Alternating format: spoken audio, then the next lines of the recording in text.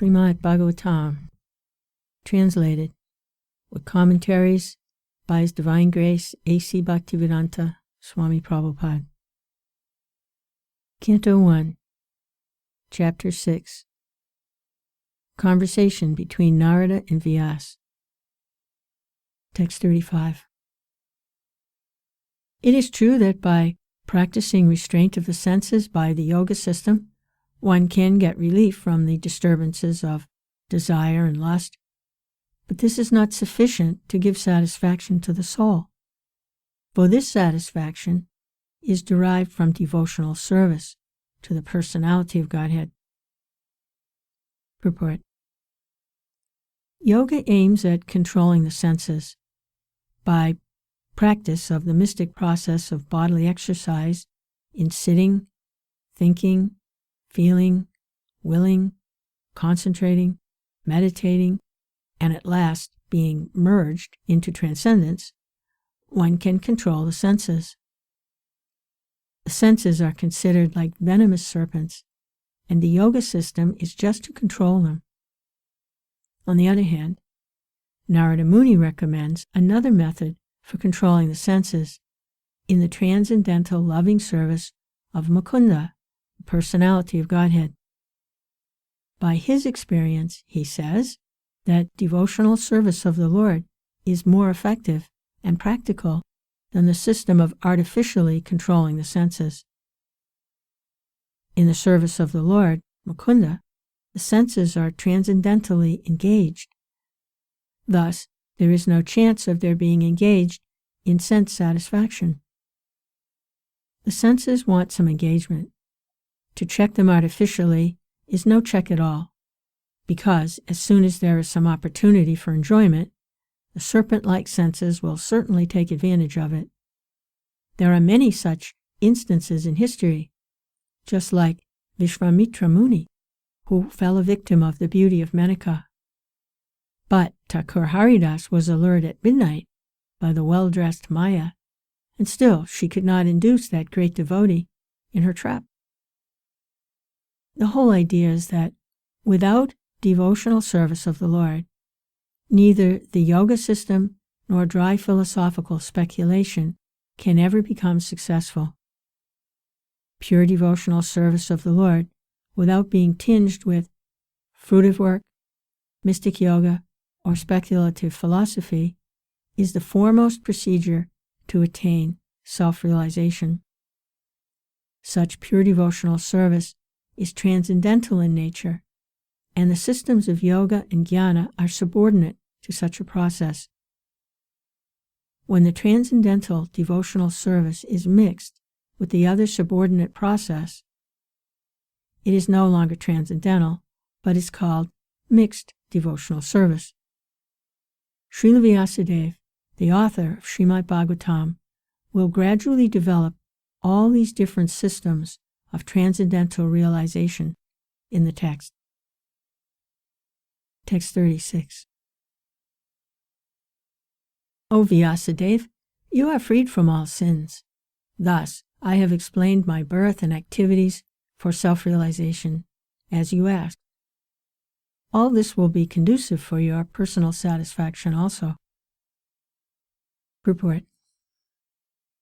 The process of devotional activities, from the beginning to the stage of transcendence, is all duly explained to satisfy the inquiries of Vyasadeva. He has explained how the seeds of devotional service were sown by transcendental association, and how they gradually developed by hearing the sages. The result of such hearing is detachment from worldliness. So much so that even a small boy could receive the death news of his mother, who was his only caretaker, as the blessing of God, and at once he took the opportunity to search out the Lord. A sincere urge for having an interview with the Lord was also granted to him, although it is not possible for anyone to see the Lord with mundane eyes. He also explained how, by execution of pure transcendental service, one can get rid of fruitive action, of accumulated work, and how he transformed his material body into a spiritual one. The spiritual body alone is able to enter into the spiritual realm of the Lord. And no one but a pure devotee is eligible to enter into the kingdom of God. All the mysteries of transcendental realizations are duly experienced by Narada Muni himself, and therefore by hearing such an authority, one can have some idea of the results of devotional life, which are hardly delineated even in the original text of the Vedas. In the Vedas and Upanishads there are only indirect hints to all this. Nothing is directly explained there. Therefore, Srimad Bhagavatam is the mature fruit of all the Vedic trees of literatures. Text 37. Sutta Goswami said, thus, addressing Vyasadeva, Srila Narada Muni took leave of him, and vibrating on his Veena instrument, he left to wander at his free will. Purport. Every living being is anxious for full freedom because this is his transcendental nature. And this freedom is obtained only through the transcendental service of the Lord. Illusioned by the external energy, everyone thinks that he is free. But actually, he is bound up by the laws of nature. A conditioned soul cannot freely move from one place to another, even on this earth, and what to speak of one planet to another. But a full-fledged free soul like Narada, always engaged in chanting the Lord's glories, is free to move, not only on earth, but also in any part of the universe, as well as in any part of the spiritual sky. We can just imagine the extent and unlimitedness of his freedom, which is as good as that of the Supreme Lord. There is no reason or obligation for his traveling, and no one can stop him from his free movement. Similarly, the transcendental system of devotional service is also free. It may or may not develop in a particular person even after undergoing all the detailed formulas. Similarly, the transcendental system of devotional service is also free.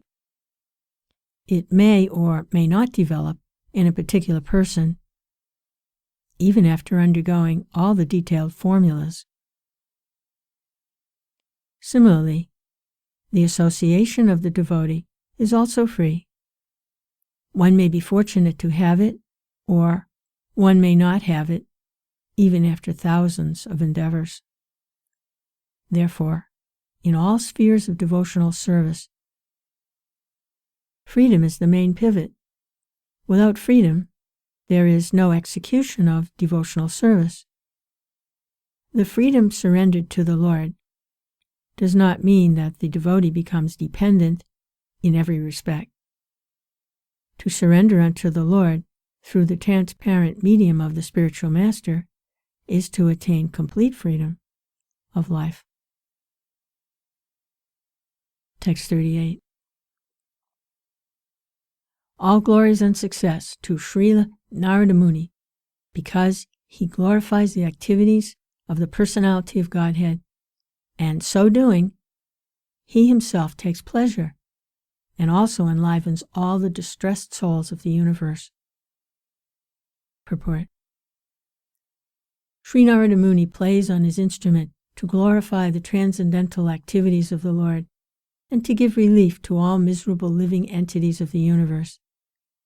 No one is happy here within the universe, and what is felt as happiness is Maya's illusion. The illusory energy of the Lord is so strong that even the hog, who lives on filthy stool, feels happy. No one can be truly happy within the material world. Srila Narada Muni, in order to enlighten the miserable inhabitants, wanders everywhere. His mission is to get them back home, back to Godhead. That is the mission of all genuine devotees of the Lord, following in the footsteps of that great sage. Thus end the Bhaktivedanta purports of the first canto, 6th chapter of Srimad Bhagavatam, entitled Conversation between Narada and Vyasa.